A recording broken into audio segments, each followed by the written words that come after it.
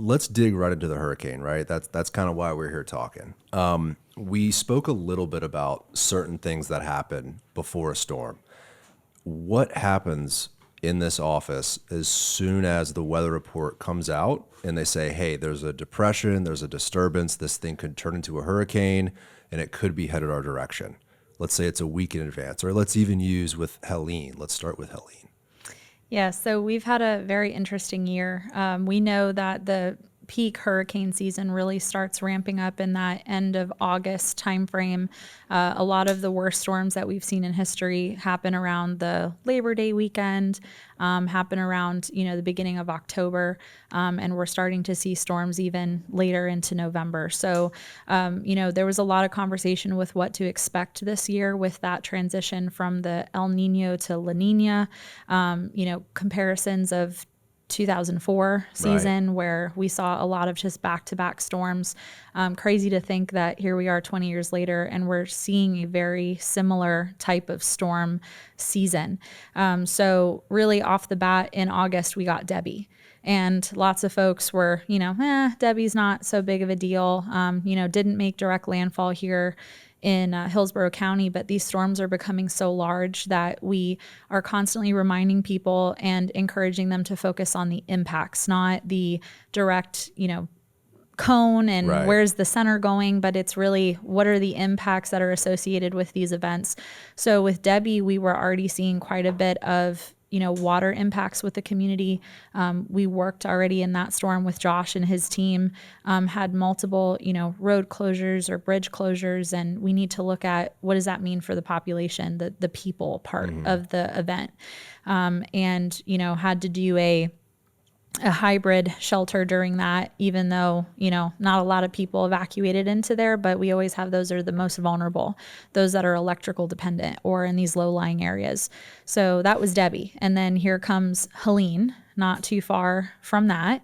And as you stated, what does this look like a week out? As you said, the Office of Emergency Management is kind of always on the lookout. We're always in coordination with the National Weather Service. We have one here locally in Ruskin that does a great job of giving us local information based off of what we see from the National Hurricane Center.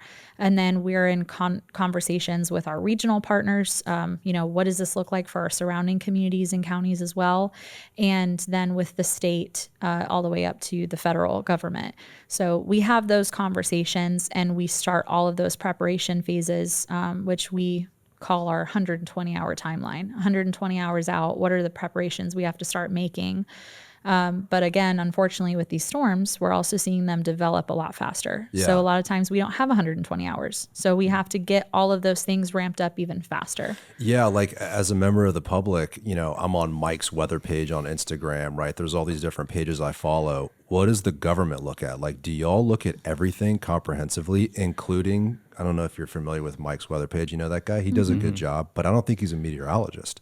What does the government look at? Is it exclusive or do you guys look at everything? So we speak directly with the National Weather Service and the National Hurricane Center. When these storms and systems start developing where we think there's going to be an impact to anywhere in Florida, the Florida Division of Emergency Management will start their what we call the tropical battle rhythm. They'll start calls at least twice a day where every county is on there discussing with the National Hurricane Center and what we think is going to happen, timeline and strength in which we're going to get impacts for. So that's really the center of where we start. Now, of course, all of us know these folks as well that are on social media, Mike's weather page, everybody has their favorites.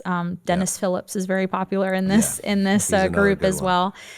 So yeah, people look at those and you do keep that in mind, but we really focus in more on the experts, what NOAA is finding when they are able to get the hurricane hunters in the air, getting some extra data and things. That's really what we're basing our decisions off of. It makes sense, right? I think the public, like you said, focuses on, it's not going to hit us. It's going to hit up towards Tallahassee. Y'all aren't necessarily focused on that. You're like, what are the actual impacts, regardless of where the thing hits? Like, what does it mean for our response and our preparedness? Yeah, absolutely. And it's really dependent on, what side of the storm you're on or how big is it or what are the other things that are coming with it, tornadoes. Which can shift within hours. So you spoke before we went live about as an example, MacDill Air Force Base, right? They'll tie up their helicopters in Raymond James Stadium if they need to, if there's a storm coming. How do you make a call like that if the storm can shift within hours? Like, at what point are you, hitting the red alert and being like, okay, like it's time to actually really batten down? Yeah, it's a complicated process. It's not an exact science, I should say, because again, Mother Nature does what it wants and can change very quickly.